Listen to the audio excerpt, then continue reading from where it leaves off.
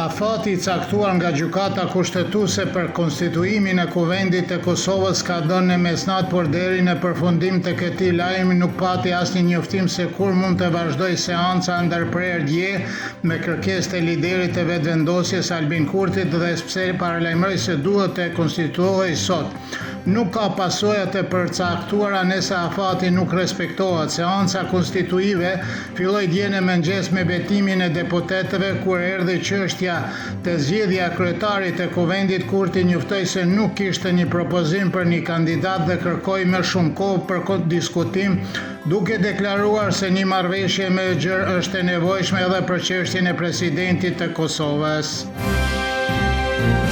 Drejtori I strategjisë në Qendrën për Politika Europiane Miloš Pavković beson se afati për konstituimin e Kuvendit të Kosovës do të kalojë, por se zgjedhjet e reja nuk do të shpallen automatikisht, por se Albin Kurti do të blejë disa ditë më shumë për negociata.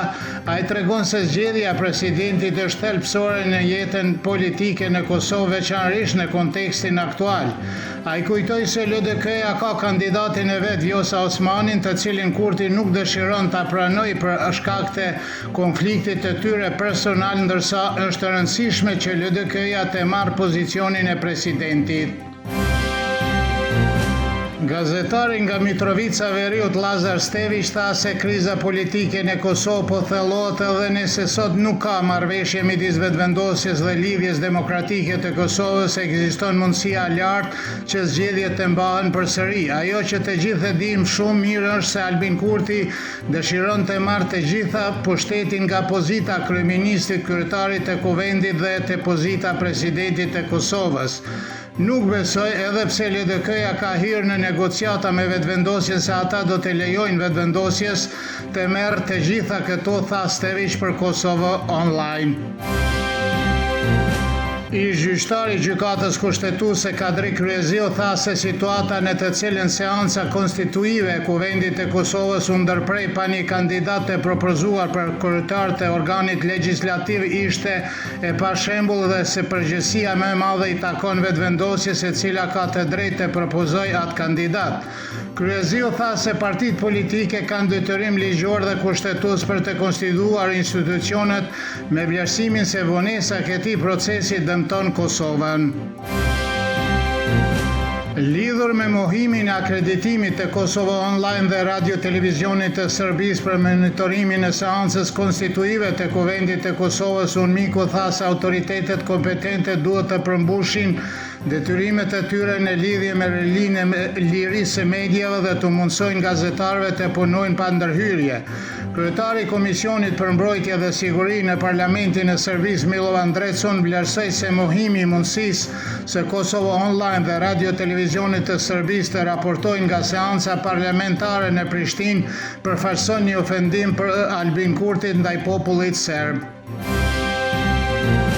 Policia Kosovës ka ndaluar 3 oficer policie nga Ministria e Punëve të Brendshme të Serbisë në Rajinë, 2 prej tyre që u liruan menjëherë, njëri u ndaluan për një intervistë informative, por më pas edhe ai u lirua, konfirmoi për Kosovo Online avokati Dejan Vasić. Zëvendës komandanti I Policisë së Kosovës për rajonin e Veriut Veton Elshani nuk dha detajet e mëtejshme, duke deklaruar se rasti është nën jurisdiksionin e policisë kufitare. Drejtoria e Policisë së Kosovës nuk njoftoi arsyeën e arrestimit. Edhe pse institucionet e Kosovës ndaluan shfaqjen e flamurëve serb në Graçaniz gjatë festimit të Vidovdanit dhe ato shpesh shiheshin jashtë ftecës, se duket se njëjti shembull nuk vlen për flamujt shqiptar. Dasmat me flamujt kuqezi janë pothuajse një dukuri e përditshme në Graçaniz dhe zonat e tjera me popullsi shumice serbe. Banorët thonë se I shohin sirenat dhe flamujt çdo ditë, por përpiqen që ato t'i injorojnë. Këtë fundjavë pritet mot pak më I këndshëm me ndërrimin e diellit dhe vranësirave, ndërsa në disa vende në rajonet kodrinore dhe malore është e mundshme rreshje shiu me bobullima. Temperatura e mëngjesit do të jetë nga 16 deri në 22, kurse ajo më e larta e ditës nga 31 deri në 35 gradë. Të dielën do të jetë me diell, ndërsa javën tjetër do të jetë përsëri i kthjellët dhe i nxehtë me temperatura mbi 35 gradë deri në 39 gradë Celsius.